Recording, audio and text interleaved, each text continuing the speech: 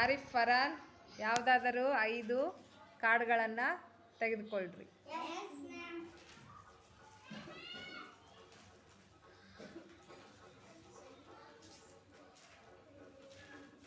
ಅವುಗಳನ್ನು ಏರಿಕೆ ಕ್ರಮದಲ್ಲಿ ಜೋಡಿಸಿ.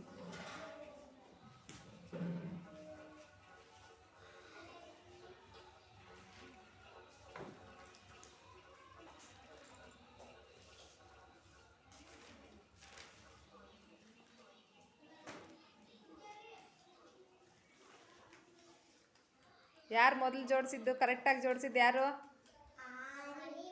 ಆರಿಫ್, ಹೌದಲ್ಲ? ಕ್ಲ್ಯಾಪ್. ಫರಾನ್ ಈಗ ಸ್ವಲ್ಪ ತಪ್ಪು ಮಾಡೋಣ. ಫರಾನ್ ನೋಡಿ ಫಸ್ಟ್ ಯಾವ್ದು ಬರುತ್ತೆ ಸಂಖ್ಯೆ? ಹಾಂ,